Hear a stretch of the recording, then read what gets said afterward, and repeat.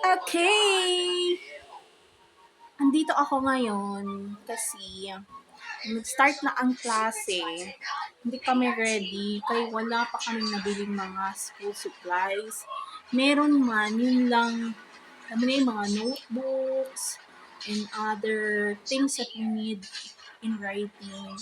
So, we I haven't bought or buy any new bag for already for this opening sa klase. And you know what happened? Sabi ko, kasi we don't have budget. So we bought, okay, my other siblings bought this one. Galing sila sa Manila. Okay, kasi nga, nag-enroll din sila doon. Nag-enroll sila for college. So, may sinamahan sila. Pagdating niya, ito yung binigay niya. Yung binigay niya to ngayon, opening na ng klase. So, ito, nangyari. Ito yung nangyari. So, nasira siya. Ngayon, sabi ko, wala pa naman talaga tayong budget kasi nag-sale ito doon sa Manila. Nakatatak na lang siya ng 800 plus na lang.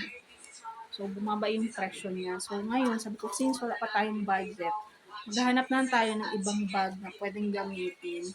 And then, this one, we're going to bring this one doon sa mananahi. Alam mo na yung mga Filipino, ganoon talaga sila kung pwedeng hindi pa talagang itatapon, hindi pa talaga yan siya itatapon. Maghahanap ng paraan upang magamit pa talaga siya. So, ito ngayon, itong sira na to, pupunta kami sa mananahi at ipatahi namin. So, let's see kung how much yung magagastos namin nito. Okay?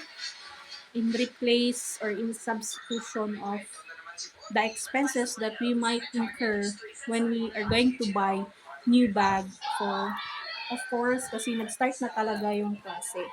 Maganda pa naman talaga siya, diba? Yun lang talaga din nasira. Oh, you see, it's durable actually.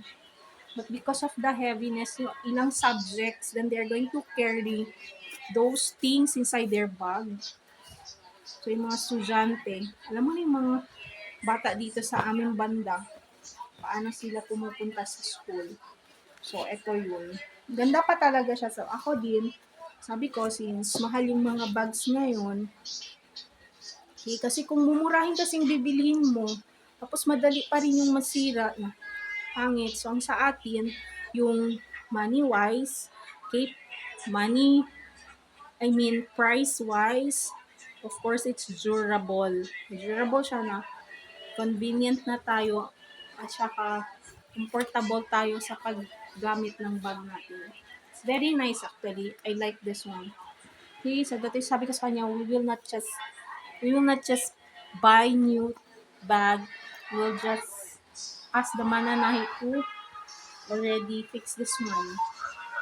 So yung pumayag naman, so nagpasalamat ako kasi during our days, we will really demand for new bags. New bag, lahat ng mga gamit namin. From the writing paraphernalia down to the things that we need for the bags. So siya hindi, kung anong meron, pumayag lang din siya. So, I'm very thankful for that na may ganun akong, alam niyo na, supling ko na nakaintindihan niya pag nalo-lost budget kami. So, yun. Yun lang!